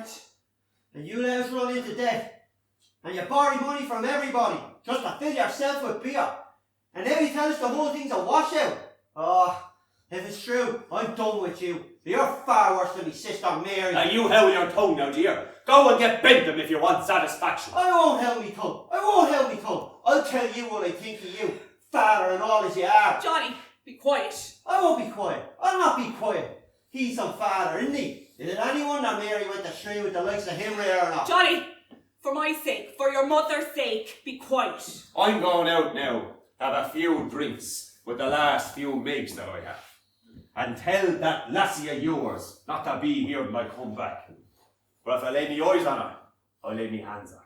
And if I lay me hands on her, I won't be held accountable for me actions. Oh, take care someone doesn't put his hands on you, Johnny! Oh, a nice son and a nicer daughter I have, huh? Joxer! Joxer, are you here? I'm here, I'm going down to Foley's, are you coming? With that sweet call, me heart is stored. I'm waiting for the word, and I'll be with you in the morning. Oh, I'm a nice father. And a nicer sister. There's no betting on it. Oh, I wish to God a bullet or a bomb would just blow me out of it all them years ago. Not one he is. Not one he is. Give any thought for me. Oh, if you don't wish, Johnny, you'll drive me mad. Who has held this house together for the past few years? Only me. And who'll have to bear the worst part of this trouble but me? Your whinging and bawling ain't going to do anything. Ah, so you're to blame for a great lot of it yourself. Giving him his own way and everything. And never asking to check him, no matter what he done. Why didn't you manage the money? Why didn't you at least take care of it some bit?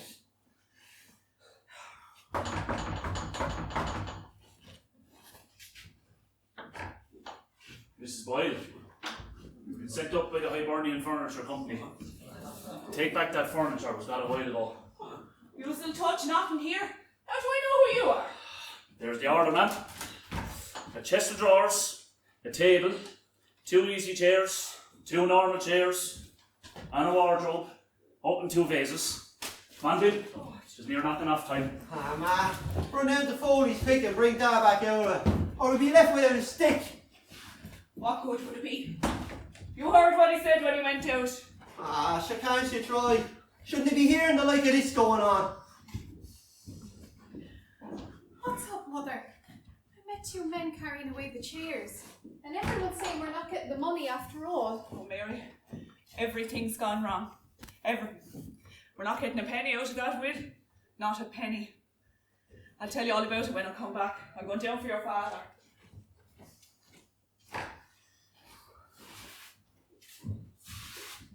It's a wonder you're not ashamed to show your face around here. After all that's happened. Mary? Mary, can I speak to you for a few minutes, may I?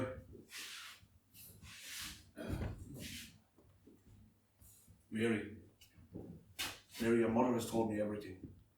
And I've come to you, Mary. Mary, I've come to you to tell you that my love for you is greater and deeper than ever. Oh, Jerry, say no more. All that's over now. Anything like that is impossible now. Impossible? Why do you speak like that, Mary? After all that's happened. What does it matter what's happened? We're young enough to be able to forget those things. Oh, Mary, I'm pleading for your love. With Labour, Mary, humanity is above all these things. We are the leaders for the fight in this new life. I want to forget about Benton. I want to forget that you left me, even for a while. Oh, Jerry, you haven't a bitter word of scorn for me after all. Scorn? I love you. I love you, Mary. Even though you threw me over for another man. Even though you gave me many's a bitter word. Yes, I know that, but you love me even though I'm going, I was thinking so. Surely to God. You don't know everything. Surely to God you don't mean that you're... Oh, now you know all, Jerry. Now you know all. Oh, Jesus Christ, Mary. Have you fallen as low as that? Yes, Jerry. As you say, I've fallen as low as that. I didn't mean it. I didn't mind what I was saying, it just came on me all of a sudden. I'm sure I never expected this. Your mother never told me. Oh, God knows I'm sorry for you. I'm sorry for you. Oh, say no more, Jerry. I don't blame you for thinking it's terrible. I suppose it is. It's just as I suspected. Your humanity is just as narrow as the humanity of others. Oh, I'm sorry for you all the same. I shouldn't have bothered you. I wouldn't if I'd have known. If there's anything I could do for you, Mary, I will. Jerry, you remember the verses you read some time ago, down in the socialist rooms, about humanity's strife with nature? Verses? No, I don't remember that. Oh, I do. They're running in my head now. Like the glowing picture by a hand unsteady brought to room. Like her craters if their deadness brought life unto the moon. Like the agonizing horror of a violin out of tune.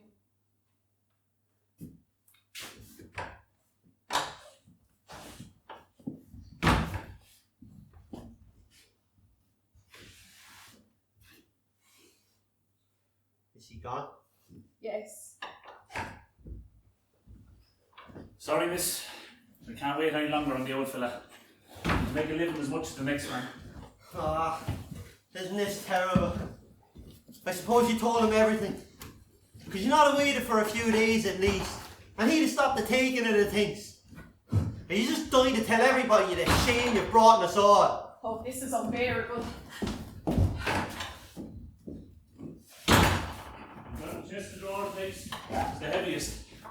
Mother of God! The light's got in! You put that wind up me with your bawling. The oil is going out, that's all. Ah, Mother of God, there's a shot I'm after getting. Are you alright? Is it a fit you're taking? Ah, I'm after feeling the pain in my breast. Like the tearing boy of a bullet. 'Tis a wonder they'd leave a fella like that here by himself, huh? Who are you? What are you doing here? We're just removing furniture. Turn and face the wall! Quick! Come on, Sean Boyle, you're wanted. Some of us have a word to say to you. Oh, I can't. Oh, I'm sick. What do you want with me anyway? Come on, we've a distance to go and we haven't much time. Come on! I'm an old comrade. He's couldn't shoot an old comrade. Poor Tankard was an old comrade of yours, but you didn't think of that when you gave him away to that gang that sent him to his grave. But we've no time for that. Here, Dermot, catch his arm. Do you have your beads? See, beads? Oh, why do you ask me that? Why do you ask me that? Go on, march. Oh, I'm an old comrade. Look at me arm. I lost my arm for Ireland. Comrade Tankard lost his life for Ireland. Oh, take your heart to Jesus, that pity on me.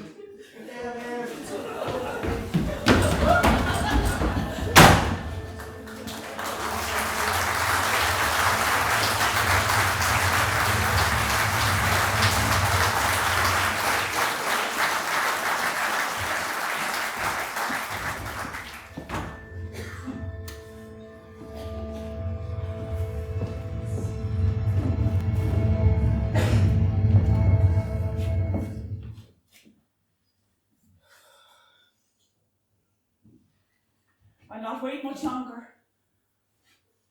What did they bring him away in a motor for? Nugent said he thinks they've guns. How's my trouble ever going to be over? Mary, I think if anything had happened to Johnny, I think I'd lose my mind. I'll go to the police station. They ought to be able to do something. Wish that could be your father.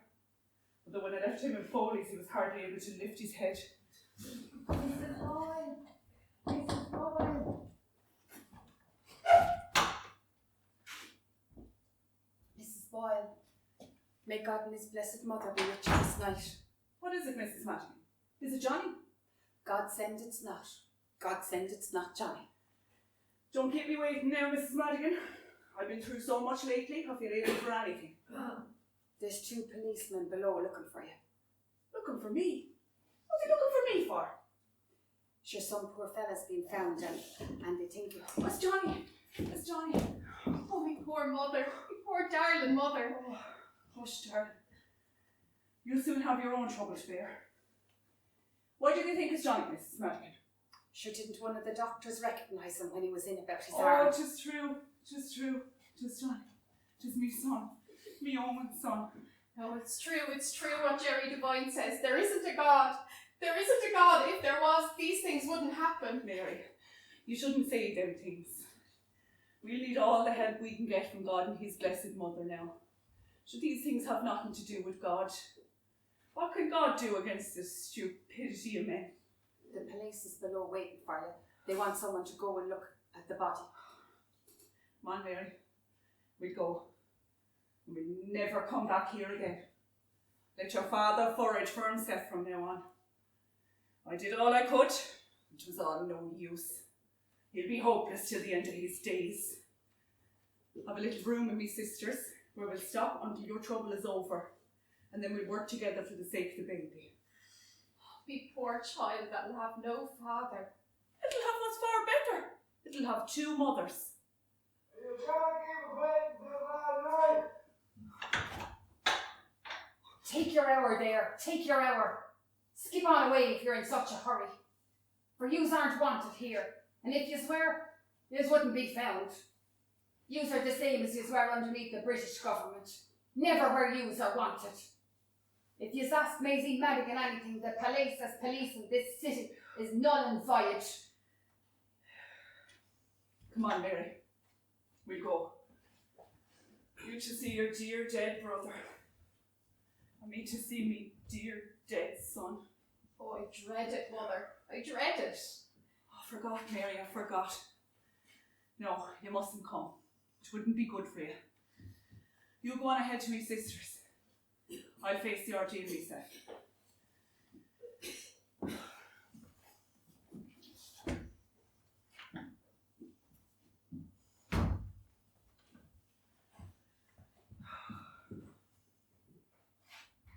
Maybe I didn't feel sorry enough for Mrs. Tankett when her poor son was found. Just as Johnny's been found now. Because he was a die-hard. Oh, why didn't I remember that then? He wasn't a die-hard or a stater. He was only a poor dead son. Just well I remember all that she said. It's my turn to say it now. What was the pain I suffered, Johnny, bringing you into this world to carry you to your cradle? To the pains I'll suffer now carrying you out of this world to bring you to your grave.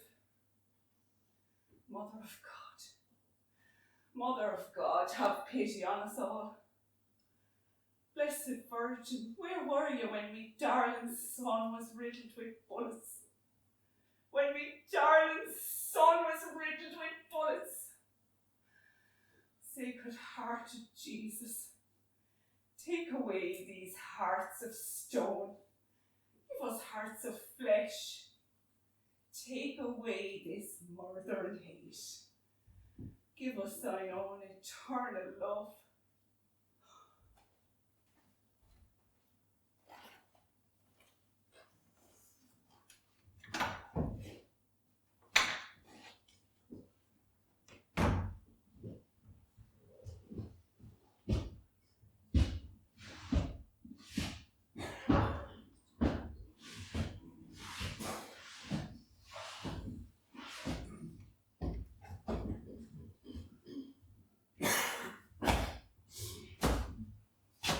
I'm able to go no further.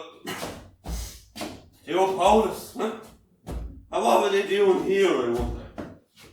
You're up to no good anyhow. And Juno and that lovely daughter of mine gone with them. Huh? One single solitary man left. Had of all like bodies. The last of the Mohicans. The blinds is down, Jackson. The blinds is down. What are your troubles in your old kit bag? And spoil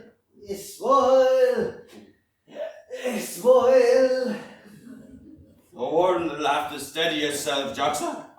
It's going to hell. Where are all the chairs gone?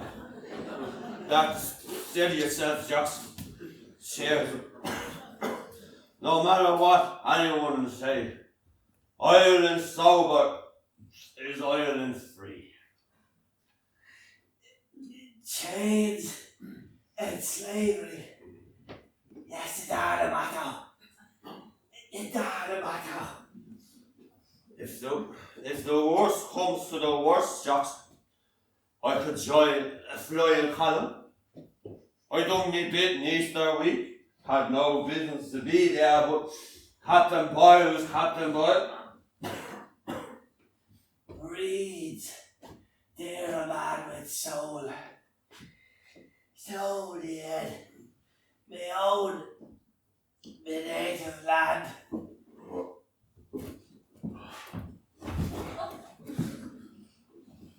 Commandant Kelly died in them arms, Jackson. Tell me, volunteer Bushy, says he, that I died for Ireland. Jerry! Willie Riley and his own Colleen Bond.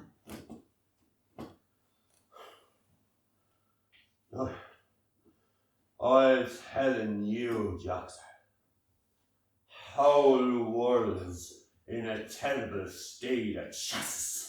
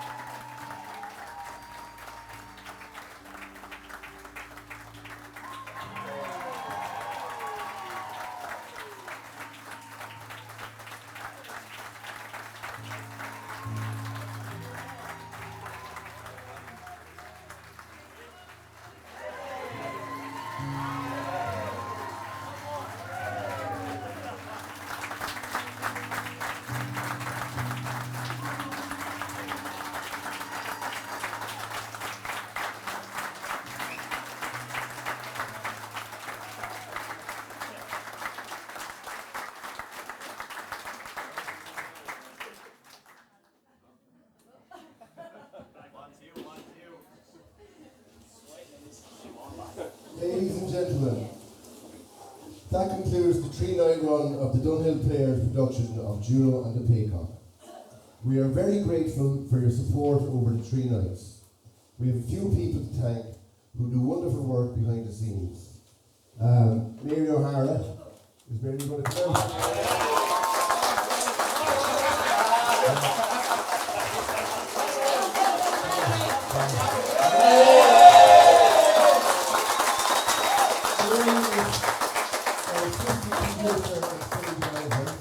Her 2 young assistants, Emma O'Neill and Sophie Mulcahy.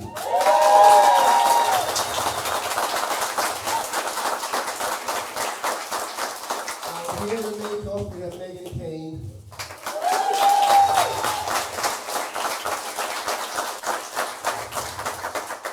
And ladies and gentlemen, if I could get a huge round of applause for this young man here to my right.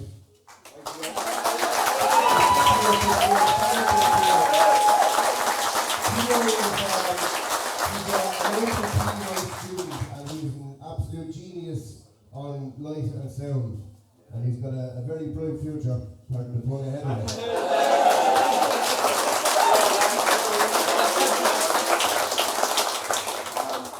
we're indebted to the advice of Bertie Rogers. He gave us invaluable advice and direction for the last few weeks. So well done, Bertie.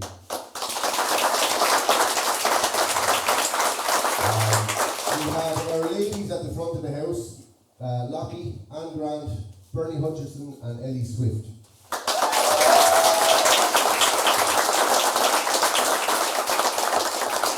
Also, this week we were delighted to have some of our members nominated in the News and Star Green Room Awards this year for last year's production of Many Young Men 20. Jonathan Whelan was nominated for Best Support Actor.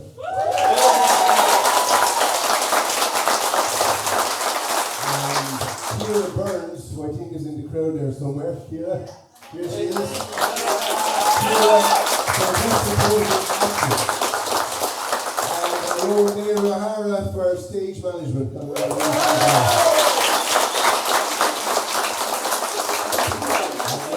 but not least, my own mother, I think she's down the back of the hall there, our producer extraordinaire. So if we get a hand for her.